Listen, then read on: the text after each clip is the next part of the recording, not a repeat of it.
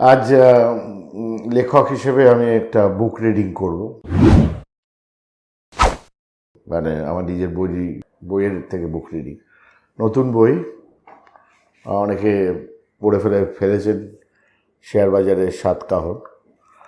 আমি একটু ইতিহাস ঘেঁটে একটা আলোচনা করছি, কারণ অনেকে হয়তো যারা ইউটিউব দেখছে বইটা হয়তো পড়ে উঠতে পারিনি, কিংবা যাই হোক, মানে তথ্যটা শেয়ার করতে ইচ্ছে করছিল। আমরা ইয়ার ওয়াইজ যাব। 1990 সাল, 1990, সেন্সেক্স 1000 পয়েন্টে অবস্থিত, 1000 পয়েন্টস। তখন গালফ ওয়ার চলছে, বিশ্বের বাজার নার্ভাস, এবং that was A year worst market decline in 16 years. চারদিকে খালি আতঙ্ক। 1991 রিসেশন চলছে, বাজার টিকবে না। কিন্তু সেই সালেই doctor Manmohan Singh, finance minister then, একটা হিস্টোরিক রিফর্ম বাজেট তৈরি করেন। তাতে সেই 1000 পয়েন্টের সেন্সেক্স, যেটা 1990 সালে ছিল, সেটা হয়ে যায় 2000 পয়েন্ট 1991 ডিসেম্বর মাসে। রিসেশন চলছে, লোকে বললো বাজার টিকবে, টিকলো। 1992 সাল, scam, famous Harshad Mehta scam, 1992 সাল এপ্রিল মাসে হয়। সেন্সেক্স 3000, তার আগে বাড়ছিল সেন্সেক্স, এই স্ক্যামের জন্যেই 3400 পয়েন্ট থেকে নেমে আসে 1000 পয়েন্ট 2400-তে। ভালো। তা গালফ ওয়ার হলো, রিসেশন হলো, ডক্টর সিংয়ের হিস্টোরিক রিফর্ম বাজেট হলো, হর্ষদ মেহতা স্ক্যাম হলো। তাহলে ব্যাপারটা হরে ধরে 1990 থেকে 1992 সালে কি হলো? 1000 ছিল সেন্সেক্স, হর্ষদ মেহতা স্ক্যামে 3400 পয়েন্ট সেন্সেক্স থেকে 2400 হয়ে গেল। তা সত্ত্বেও 1990 পরিপ্রেক্ষিতে 1000 হয়ে গেল 2400। যখন এইসব ইতিহাস আমরা ঘেটে দেখি, তখন ভাবতে ইচ্ছে করে, কিংবা বলতে ইচ্ছে করে, আরে এরকম হয়েছিল, তো হর্ষদ মেহতা স্ক্যামে তো সে মানে আতঙ্ক চারদিকে, এসব শুনেছি তো, জানি না। বাট ব্যাপারটা হরে ধরে 1400 পয়েন্ট ওপরে সেন্সেক্স। 1993 সাল সাহেবরা ভারতবর্ষে ঢুকলো, এফআইআইরা, এবং ইন্ডিয়ান প্রাইভেট সেক্টর ব্যাংকস তারা শুরু করলো তাদের নতুন যাত্রা। সেন্সেক্স হরে ধরে একই ছিল, ওই 2400। 1994, নো মেজর ইভেন্ট, সুদের হার বেড়ে গেল। রিফর্ম ওরিয়েন্টেড বাজেটের জন্য সেই 2400 সেন্সেক্স হয়ে গেল 4000। সুদের হার বাড়লো কিন্তু 1994, তার মানে 1990-তে 1000 সেন্সেক্স, 1994 মধ্যে 4000 সেন্সেক্স। মাঝখানে স্ক্যাম, রিসেশন ইত্যাদি ইত্যাদি। এবার 1995 বাজার খুব উচ্চতায় ছিল, 4000 পয়েন্টে সেন্সেক্স ছিল, একটা কারেকশন হলো, হয়ে 3100 হলো। ভালো হলো। ইয়ার 1996, ইনফ্লেশনারি ফিয়ার, ভয়, মুদ্রাস্ফীতি, সেন্সেক্স দাঁড়িয়ে থাকলো, দেখছে মুদ্রাস্ফীতি হচ্ছে ইত্যাদি ইত্যাদি। 1997, টেকনোলজি Y2K বলে একটা ইস্যু এসছিল, সেটা অনেক অধিক ব্যবসা পাওয়ার জন্য টেকনোলজিতে একটা মানে ইর্যাশনাল মুভমেন্ট তৈরি হয়, এবং সেই 3100 সেন্সেক্স 3800 হয়ে যায়। 1998, ইন্ডিয়া নিউক্লিয়ার টেস্ট করলো, এবং তার ফলে ইন্ডিয়ার উপর স্যাংশন, মে মাসে ইকোনমিক স্যাংশন করে দিল। এশিয়াতে তখন ক্রাইসিস, সেন্সেক্স হুড়ু হুড়ু করে 2800 পয়েন্টে নেমে এলো। খালি কাগজে নোট করো কীরকমভাবে ওপরে যাচ্ছে, কী হচ্ছে না হচ্ছে, কত রকম ঘটনা ঘটছে। এবার 1999 সাল Y2K এসে যাবে, 2000 সালে Y2K। মে জুলাই মাসে কার্গিল ওয়ার, কিন্তু সাহেবরা বিরাট বায়ার। সেন্সেক্স সেই কারণে 2800 লেভেল থেকে 4800 হয়ে গেল, 4800। ভাবা যায়, কার্গিল ওয়ার চলছে। ইয়ার 2000, আবার স্ক্যাম, এবার অন্য নাম, কেতন পারেখ, টেকনোলজি স্ক্যাম। 4800 সেন্সেক্স 4000-এর তলায় চলে এলো। 2001, মনে পড়ে 2001-এ কী হয়েছিল পৃথিবীতে? Twin tower World Trade Center attack, twin tower now, World Trade Center attack, market crashes, 4800 Sensex 3200 হয়ে গেল। ইয়ার 2002, কর্পোরেট অ্যাকাউন্টিং ইস্যু নিয়ে বিরাট হইচই, সেন্সেক্স তাকিয়ে থাকলো, একই জায়গায় থাকলো, ফ্ল্যাটিশ 3400 লেভেলে। 2003 ইরাকে যুদ্ধ, কিন্তু পাত্তা না দিয়ে Sensex moves up to 5,500। 2004 UPA general election জিতলো মে 2004-এ, সেন্সেক্স আরও ওপরে চলে গেল 5,500 থেকে 6,300। 2005 record oil and gas prices, যেটা আমরা এখন দেখতে পাচ্ছি, সেন্সেক্স আরও মুভ আপ করে গেল 9,000 পয়েন্ট, ছিল 6,300 হয়ে গেল 9,000 point. Year 2006 housing bubble bus in USA, এখানকার সেন্সেক্স পাত্তাও দিল না, বলো ওটা তো ইউএসএর প্রবলেম। সেন্সেক্স মুভস টু 14,000, তারপরে 2005-এ 9,000 ছিল, সেটা হয়ে গেল 14,000। 2007 sub prime mortgage crisis USA, সাংঘাতিক অবস্থা, সেন্সেক্স ধরেছিল 20,020-তে। 2008 ব্ল্যাক মানডে জানুয়ারি 21, 20,000 থেকে সেন্সেক্স নোজ ডাইভ করলো 9,700। ন্যাশনাল স্টক এক্সচেঞ্জের স্ক্রিন সব ফ্রিজ ছিল, বাজার খুলছে সব downward freeze. 2008 world wide financial crisis, বুলরা সেই ক্রাইসিসে ঢুকলো এবং 2008-এ 20,200 থেকে যে 9,700 আসলো, সেটা আবার রিগেইন করে 17,000 সেন্সেক্স হয়ে গেল। 2010 সেন্সেক্স 20,000 প্লাস লেভেলটাকে মেনটেন করে দিল। তো আমরা শুরু করেছিলাম 1,000 পয়েন্ট 1990, 20 বছরে 20,000 পয়েন্ট সেন্সেক্স। ইয়ার 2011 ইউরোজোন ক্রাইসিস, সেন্সেক্সের কারেকশন আসলো, হয়ে গেল 17,800। 2013 যে স্টিমুলাস প্যাকেজ দেওয়া হয়েছিল আমেরিকায়, সেটাকে একটু টেপার করার ফেড কাজকর্ম শুরু করে দিল, বাট সেন্সেক্স দাঁড়িয়ে থাকলো, দেখছিল। 2012-তে ছিল 18,700, 2013-তে 18,800। 2014 এনডিএ উইন্স জেনারেল ইলেকশন এবং মে 2014-তে নতুন প্রধানমন্ত্রী, বর্তমান প্রধানমন্ত্রী আসলেন। তেলের দাম ইন দ্য মিন টাইম হঠাৎ পড়ে গেল, আর সেই 18,800 সেন্সেক্স হয়ে গেল 27,000। 2015 Chinese stock market sell off আসলো, সেন্সেক্স হালকা কারেকশন করে 25,500 হলো। 2016 ডিমনিটাইজেশন নভেম্বর মাসে, সেন্সেক্স কিন্তু 28,000-এ দাঁড়িয়ে আছে, দেখছি নোট বাতিল হচ্ছে। 2017 বিটকয়েন ম্যানিয়া চালু হলো এবং শেয়ার বাজার তুঙ্গে, সেন্সেক্স ক্রসেস 33,000। জিএসটি ইমপ্লিমেন্টেশন হলো 2017 সালে, মারপিট এই ওই পার্লামেন্টে হইচই ইত্যাদি ইত্যাদি। 2018 ট্রেড ওয়ার চালু হলো চায়নার সাথে mainly, rising interest rates, Sensex 37,000 বেড়ে গেল, 33,000 ছিল 37,000 হলো।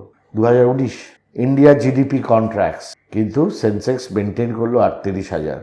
কোভিড নিউজ আসতে আরম্ভ করেছে। ইয়ার 2020 ইন্ডিয়া এন্টার্স লকডাউন, কোভিড-19-এ একটা ক্র্যাশ হলো, ক্র্যাশ হয়ে 38,000-এর সেন্সেক্স 32,500 এসে গেল। ইয়ার 2021 যত মানে যেই অবধি আমি বইটা লিখেছি, first recovery in the Indian economy, সেই 32,500 সেন্সেক্স 60,000 ক্রস করে গেল। এটা ছিল fastest rise in the stock market. তারপরে লিখেছি ইতিহাস বলবে যে কোনো কারণে বিনিয়োগ করা যাবে না, এই কারণ ওই কারণ বিভিন্ন সময় আসবে। ইতিহাস তো বলছে কত রকম ঘটনা মানুষকে বিচলিত করে। আমরা প্রত্যেকটা বছরের বিভিন্ন ব্রেকিং নিউজগুলো আলোচনা করলাম, সত্যি কথা তো, বিচলিত না হয়ে যখন বাজারে পতন, তখন বিনিয়োগ আখেরে লাভ হয়, এটা তো এই হিস্ট্রি বলে দিচ্ছে, ইতিহাসের তথ্য তাই বলছে, আগামী দিনেও ঘটবে। চিন্তা করার কোনো কারণ ঘটেছে কি? আর যদি চিন্তিত হন এবং বাজারে যদি ধস নামে, ইতিহাস বলছে যে সেই ধসে কি করতে হবে সেটা আপনি জেনে গেছেন, এবার আপনি করবেন কিনা সেটা আপনার ব্যাপার। আমি খালি ইতিহাসের পাতা থেকে কয়েকটা পাতা তুলে দিলাম, এবং প্রত্যেক সময় বড় বড় পৃথিবীময় বড় বড় ঘটনা, যুদ্ধ থেকে আরম্ভ করে তেলের দাম থেকে আরম্ভ করে ফাইন্যান্সিয়াল স্ক্যাম, ফাইন্যান্সিয়াল ক্রাইসিস, বিভিন্ন সময় বিভিন্ন আছে। বাজার অনেক বড় একটা জিনিস, এখান থেকে ওখান থেকে ছোটোখাটো আমফান, ছোটোখাটো তুষারপাত, প্লাবন, এসব তো হবেই, যেমন আমরা সবসময় প্রত্যেক বছরে দেখে থাকি সেটা। তারপরে আবার নতুন করে গড়ার কাজ আসে, ভেঙে যাওয়া মার্কেটে নতুন করে গড়ার একটা প্রবণতা আসে। সুতরাং টাইম একটা ব্যাপার, যেটাকে মাথায় রাখতে হবে যে টাইম টু টাইম অনেক কিছু ঘটবে। বাট এই যে 1990 সাল থেকে পরপর প্রত্যেকটা বছরের ঘটনাগুলো বলার এগেনস্টে যে সেন্সেক্সের মুভমেন্ট কিংবা বাজারে যে মুভমেন্টটা আলোচিত হলো, এগুলো ঘটনা, এগুলো সত্য ঘটনা, এগুলো আমার বানানো নয়, ইতিহাসের পাতা উল্টালে এগুলো পাওয়া যায়। তাহলে সেখান থেকে ভবিষ্যতের ব্যাপারটা কি বলতে চাইছে, যে হিস্ট্রি উইল রিপিট ইটসেলফ, আর সেটা হচ্ছে ফান্ডামেন্টাল অফ টেকনিক্যাল অ্যানালিসিস। সেটা আমরা চার্টের মাধ্যমে দেখার চেষ্টা করি, বোঝার চেষ্টা করি, সেটা অন্য বিষয়। সুতরাং টাইমিংটা করার কোনো প্রয়োজন নেই। এক একটা অধ্যায় এক একটা ঘটনা ঘটার জন্যে বাজারে এক এক রকম চরিত্র তৈরি হয়, বাজারে পতন আসে, সেই পতন থেকে আবার উত্থান আসে, এটাই বলছে ইতিহাস, তাই বলছে। তো আমাদের ইতিহাস ফলো করার একটা যথেষ্ট কাজ আছে। অজানা ভয়, প্রত্যেকটা সময় যখন যখন স্ক্যাম হয়েছে, অজানা ভয়, কিছু বোঝা যাচ্ছে না কী হয়েছে, সেটা পার হয়ে গেছে। সুতরাং আমরা আগামী দিনে চলার পথে এরকম বিভিন্ন সময়, বিভিন্ন বছরে, বিভিন্ন সময় আমরা এগুলো দেখতে পাবো। সেটা দেখাটাই স্বাভাবিক। বাট দেখলে কি করতে হয় সেটা একটু অস্বাভাবিক। সেই অস্বাভাবিকতাটা যদি কোথাও একটা আয়ত্তে আনা যায়, তাহলে সেটা লগ্নির স্বাস্থ্যের জন্য খুবই ভালো একটি বিষয়। আমরা সেগুলো নিয়ে চিন্তা করি না। আমরা ওয়ারেন বাফেট বলছেন যে গাড়ি চালাতে চালাতে সামনের কাঁচের থেকে তাকাও।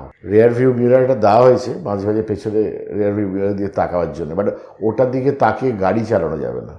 গাড়ি চালানোতে হবে সামনের দিকটা দেখে। তো বিভিন্নভাবে আমরা এই rear view mirror versus windshield, front glass, এটা কিন্তু আমরা ভুলে যাই। আমরা তখন রিয়ার ভিউ মিররের আতঙ্কটা দেখতে বেশি আগ্রহী হয়ে পড়ি।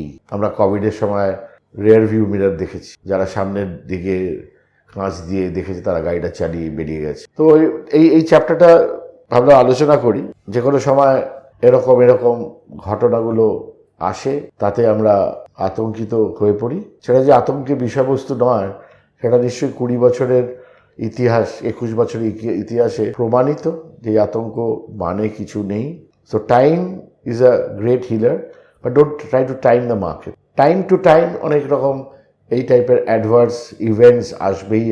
দ্যাট ইজ বাট নর্মাল, সেটাই নর্মাল। তাই যদি হয়, আমরা সেই নর্মালটাকে অ্যাবনর্মাল ভাবি কেন, ভাবার কি কারণ ঘটেছে এবং ভাবা উচিত নয়, সেটা নিশ্চয়ই বোঝা যাচ্ছে। হ্যাঁ, সঠিক জায়গায় বাজারে বিনিয়োগ হবে এরকম ভাববার কোনো কারণ ঘটেনি, সঠিক বলা যায় না। সেই জন্য বলছি টাইমিংটার খুব একটা ইম্পর্টেন্স নেই। আমাদের ইতিহাসের উপর জোর দিতে হবে, ইতিহাসকে বিশ্বাস করতে হবে এবং ইতিহাসকে বিশ্বাস করে ভবিষ্যৎটাকে তৈরি করতে হবে। এটা হচ্ছে আমাদের প্রধান ব্যাপার। তো যারা বইটা পড়েছেন তাদের আমি ভাবলাম লেখক হিসেবে আমার ভার্বাল ইন্টারপ্রিটেশনটা দিয়ে রাখি, কারণ লেখার সময় অনেক কিছু মাথায় চলে যেগুলো সবকটা লিখে ওঠা যায় না এবং as a matter of fact express করা যায় না। লেখা অনেক তথ্যভিত্তিক হয়, সেখানে গল্পটা সেভাবে ফাঁদা যায় না। সামনাসামনি কথা বলতে গেলে এগুলো বলা অনেক সোজা এবং বলতে ভালো লাগে এবং বলাটা অনেক বেশি গ্রহণযোগ্য বলে আমার মনে হয়। তো আজকাল তো এসে গেছে পডকাস্ট বলে একটা ব্যাপার, যে ভয়েসে খালি গল্প, স্টোরি টেলিং ইত্যাদি নিউজ যা পডকাস্টের থ্রু দিয়ে হয়। মানে বীরেন্দ্র কৃষ্ণ ভদ্রের ওই সকালবেলাটা মহালয়ার দিন, ওটা ভিজুয়ালি দেখিয়ে লাভ নেই, ওটা ওনার গলাটা শুনলেই ওর এফেক্টটা আসে, রেডিওটা শুনলে এফেক্টটা আসে এবং সেটা বছরের পর বছর আসে এবং প্রত্যেক বছর ভালো লাগে। আমি কোনো লোককে পাইনি যে বলেছে যে মালায় কোনো কাজের না, এরকম লোক আমি পাইনি কখনো। সবাই ভালো লেগেছে। তারপরে অনেক রকম এক্সপেরিমেন্ট হয়েছে, কিছু ভালো, কিছু অত ভালো নয়। যেটা মনে থেকে গেল সেটা হচ্ছে ওনার গলা, ওনার ডেলিভারি, ওনার ভঙ্গিমা, ওনার গলার ভয়েস মডিউলেশন ইত্যাদি। যার জন্য ভয়েসের একটা পাওয়ার আছে, ডেফিনেটলি পাওয়ার আছে। বইয়ের পাওয়ার, লেখক লিখিত বই পড়ার পাওয়ার সাংঘাতিক, বাট বইটা পড়তে পারা, সঠিকভাবে পড়তে পারাটা আরো বড় সাংঘাতিক কাজ। তো আজকের এপিসোডে শেয়ার বাজারের, বিনিয়োগের বাজারের বিভিন্ন বিভীষিকার পরে বাজার নিজের জায়গা ফিরে পায়, নিজের জায়গা করে নেয়। তার উপর আমার এটা কোন চ্যাপ্টার ছিল, তাও 136 নম্বর পাতায় ছিল, ক্যালেন্ডারের পাতা থেকে এই চ্যাপ্টারটাতে এটা পাওয়া যাবে। যারা বইটি সংগ্রহ করছে কিংবা পড়ছে, যারা করছে না তাদের জন্য একটা চ্যাপ্টার বুঝিয়ে দিলাম। এটা কাজে লাগবে এই জন্যে যে মানসিকতাটা তৈরি করার জন্যে, মাইন্ডসেট অফ অ্যান ইনভেস্টর তৈরি করার জন্য এটা কাজে লাগবে। মাইন্ডটা এবং মাইন্ডসেটটাকে তৈরি না করতে পারলে ঠিক ইনভেস্টমেন্টটা জুৎসই হয় না। আশা করি বুক রিডিং সেশনটা ভালো লাগলো। যদি লাগে তো কমেন্ট সেকশনে ডেফিনেটলি কিছু লিখে টিখে পাঠাতে পারো, ভালো না লাগলেও পাঠাতে পারো। তবে ভালো লাগলে পর আমার অবভিয়াসলি ভালো লাগবে, তো ইন্সপিরেশনটা বাড়ে লেখার জন্যে, আরও মন লাগে যে আরেকটা লেখা যাক, আরেকটা কিছু বলা যাক। অনেক সাবজেক্ট আছে, তো সাবজেক্টে তো কোনো শেষ নেই। ব্যাপারটা হচ্ছে জিনিসটা কী কী অ্যাপ্রোচে আমরা দেখব, কীভাবে দেখব, কী কী জিনিস বুঝে দেখব, এগুলো যদি বেসিক্স, এই বেসিক্সটা করলে, ঠিকঠাক করলে পরেই জিনিসটা অনেক সহজ হয়ে যায়। ধন্যবাদ। নমস্কার, সিদ্ধার্থ চ্যাটার্জি। আমার ইউটিউব প্রোগ্রাম আপনাদের ভালো লাগলে সবাইকে বলুন শেয়ার করতে এবং সাবস্ক্রাইব করুন। সঙ্গে আছে টেলিগ্রাম, সঙ্গে আছে ফেসবুক নতুন, আর সঙ্গে আছে ইনস্টাগ্রাম নতুন। এই প্রত্যেকটা লিঙ্ক আপনি এখানে পাবেন।